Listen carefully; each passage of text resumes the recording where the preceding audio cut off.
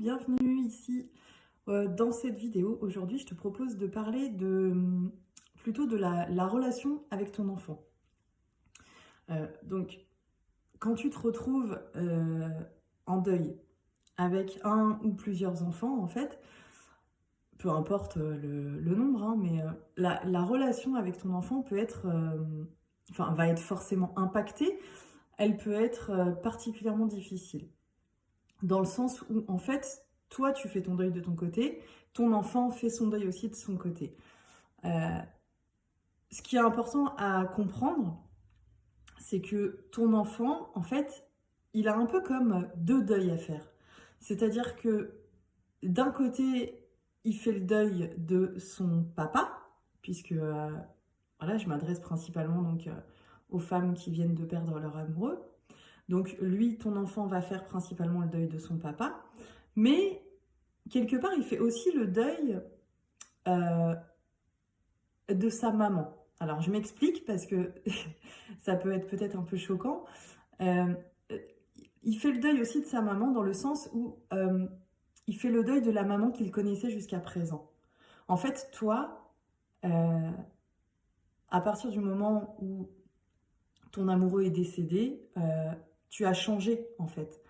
Euh, Tu t'en es peut-être pas encore rendu compte, peut-être que tu t'en es déjà rendu compte, peu importe, mais tu as changé parce que ta place a changé et ton rôle a changé. Et ça, ton enfant, il le perçoit quel que soit son âge. D'une façon, voilà, à différents degrés, avec une différente intensité en fonction de son âge, mais il le perçoit. C'est en ce sens-là que je dis que finalement, ton enfant, il a deux deuils à faire, et donc celui de son papa qui est réellement mort, et celui de sa maman, en fait, celui de la maman qu'il connaissait.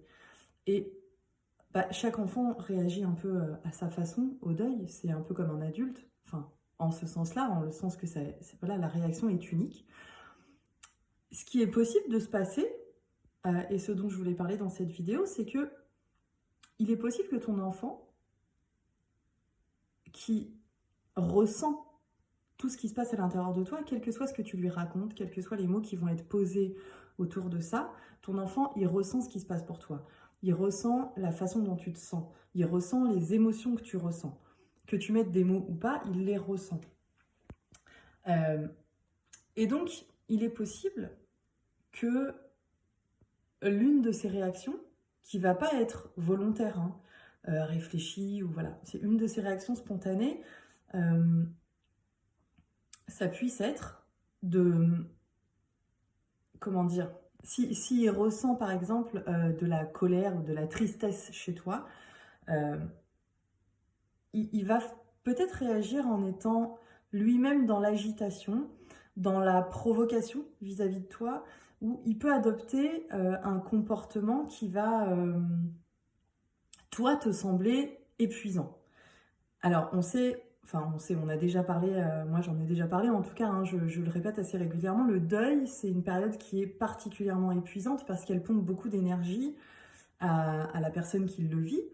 Euh, et effectivement, tu peux te retrouver donc face à ton enfant qui adopte un comportement hyper énergique, qui te demande beaucoup d'énergie à toi aussi, parce que il va voilà, être beaucoup dans la provocation, ou alors il va dépasser les limites, ou alors il va faire tout le contraire de ce que tu lui demandes, enfin voilà, ce genre de comportement-là. Et du coup, ça peut te paraître encore plus difficile à gérer parce que déjà que t'as moins d'énergie que d'habitude, déjà que c'est pas forcément évident de gérer voilà, ta douleur, ta souffrance, etc. Et en plus, tu peux te retrouver avec ton enfant, voire tes enfants, qui donc adoptent un comportement comme celui-là. Et là, ça peut être archi compliqué.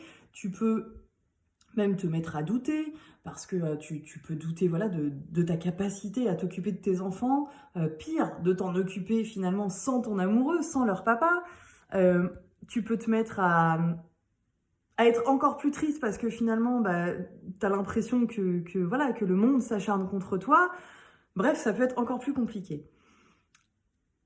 C'était important pour moi de faire une vidéo là-dessus, et ce que je veux poser ici, c'est qu'en fait, ton enfant, ce qu'il essaye de transmettre à travers ce comportement-là, ces personnes hein, qui s'acharnent contre toi, on est d'accord, y a personne qui te veut du mal, y a rien, voilà, tu ne remets pas en doute non plus ce que tu fais, Tout ça, c'est faux.